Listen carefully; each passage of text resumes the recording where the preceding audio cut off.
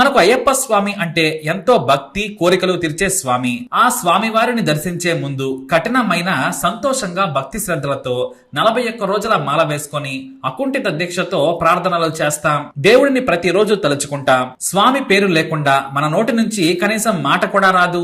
మనసులో స్వామిని ప్రతిష్ఠించుకొని పూజలు చేస్తాం. ఇక శబరిమలకు వెళ్లి స్వామి వారిని దర్శించుకుంటే నిష్ఠగా సాగిన అయ్యప్ప దీక్ష ముగిసిపోతుంది. కానీ స్వామిని దర్శించుకునే ముందే ఒక మసీదును దర్శిస్తారు భక్తులు. తెలియని వారికి ఇది వింతగా ఉండొచ్చు. అవును, స్వామిని దర్శించడానికి ముందే పెద్ద మసీదును దర్శించుకుంటారు. అక్కడ ముస్లింలతో కలిసి ప్రార్థనలు చేసి మిరియాలు విభూదిని ప్రసాదంగా తీసుకొని మళ్లీ శబరిమల యాత్ర కొనసాగిస్తారు. అసలు మసీదులో ప్రదక్షిణలు చేయడం అనేది చాలా మందికి వింతగా కావచ్చు. హిందువులు మసీదును దర్శిస్తారు, పూజలు కూడా చేసి ప్రసాదాలు స్వీకరిస్తారు. దారిలో ఇరుమలై అనే గ్రామంలో ఈ మసీదు ఉంటుంది. అయ్యప్ప భక్తులకు ముస్లిం సోదరులు ఆశ్రయం కూడా ఇస్తారు. అది మన సంస్కృతి గొప్పదనం. ఇక ఈ మసీదులో ఉండే దేవుడు వావర్ స్వామి.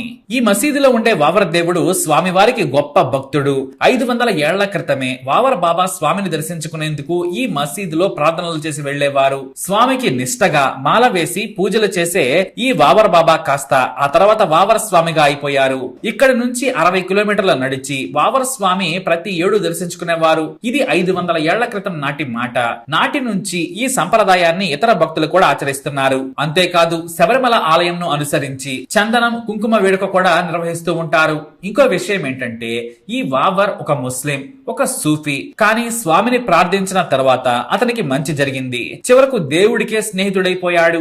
అంతలా వావర్ స్వామి అయ్యప్పను కొలిచేవారు. ఇతను ముస్లిం అయినా అయ్యప్ప భక్తుడు. ఇందులో వివాదమేమీ లేదు. ఇంకా చెప్పాలంటే కేరళ సర్కారు ఈ మసీదును టూరిస్ట్ ప్రాంతంగా ప్రకటించి అభివృద్ధి చేసింది.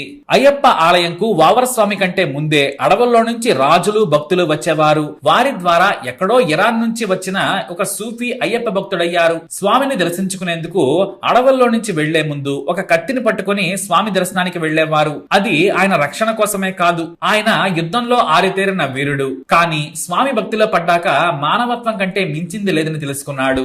స్వామిని దర్శించడమే కాదు, కేవలం మనసులో అనుకున్న కోరుకున్నవి జరుగుతాయని నమ్మారాయన. నిజంగానే ఆయనకు స్వామివారు కనిపించడంతో భక్తుడైపోయారు వావర్ స్వామి. అలా మొదలైన వావర్ స్వామి ప్రయాణం ఏ భక్తులు వచ్చినా కాలినడకన వచ్చి అలిసిపోయినా వారికి విడిది ఏర్పాటు చేసేవారు. భక్తులకు సేవ చేస్తే ఆ దేవుడికి సేవ చేసినట్లుగా సంతోషించేవారు. ఆ తర్వాత అతని నుంచి ఆ ప్రాంతంలో ముస్లింలు ఆ ఆచారాన్ని కొనసాగిస్తున్నారనేది ఒక కథ. అది హిందువులు ముస్లింల మధ్య ఉన్న బలమైన దేవుడి బంధం. అందుకే హిందువులైన మసీదును దర్శించుకుని ఆ తర్వాత మరో 2 హిందువుల ఆలయాల్లో పూజలు చేసి చివరకు అయ్యప్ప స్వామిని దర్శించుకుంటారు. వినడానికే ఎంతో ఆహ్లాదంగా ఉంది కదా. స్వామియే శరణమయ్యప్ప. ఈ వీడియో గురించి మీ అభిప్రాయాన్ని కామెంట్ ద్వారా తెలియజేయండి. లైక్ చేయండి, షేర్ చేయండి, మా ఛానల్ని సబ్స్క్రైబ్ చేసుకోండి.